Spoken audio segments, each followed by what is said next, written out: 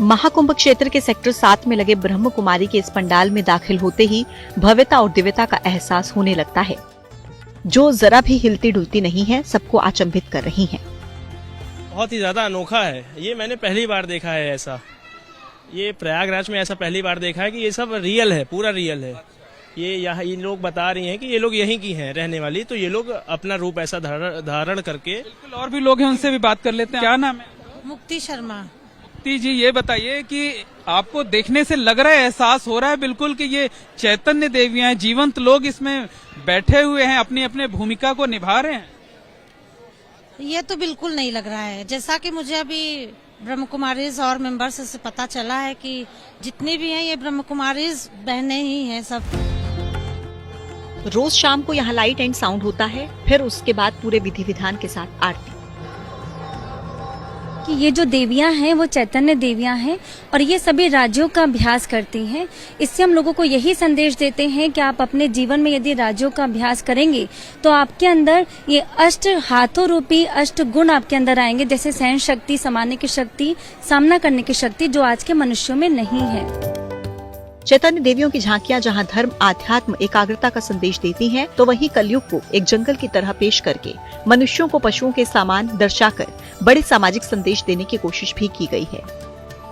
आज मनुष्य किस रूप में हो गया है कि एक दूसरे पर हमला कर रहा है, एक दूसरे के खून का प्यासा हो गया है। यानी जो काम जानवर करते हैं वही काम जो है वो मनुष्य कर रहे हैं। और ये देखते चलिए आगे बाईं तरफ आप देखिए, ये बताया गया है कि परिवार में किस तरीके से क्लेश होता है, उस क्लेश को यहाँ पर दिखाने की कोशिश की गई है। कारी वृत्ति, यानी मतलब कि जो महिलाओं का सम्मान नहीं किया जा रहा है आज के समय में, ये उसे दिखाने की कोशिश की जा रही है कि किस तरीके से जो लोग हैं वो लोग महिलाओं का सम्मान नहीं कर रहे हैं।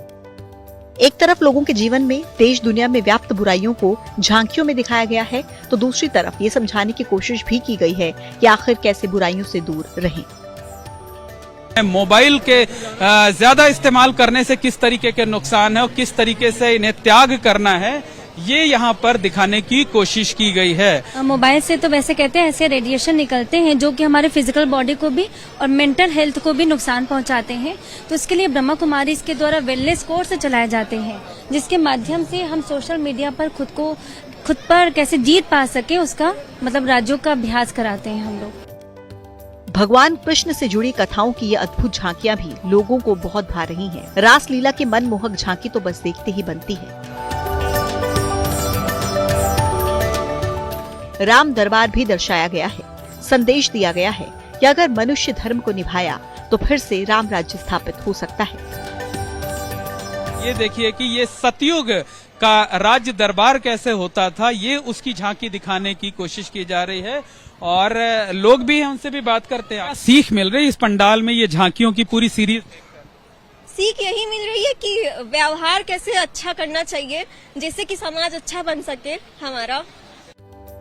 एक दर्जन झांकियों को बेहद खूबसूरती से सजाया संवारा गया है। स्वर्णिम भारत के लिए बच्चों में नैतिक मूल्य और उच्च आदर्शों की जरूरत को समझाया गया है।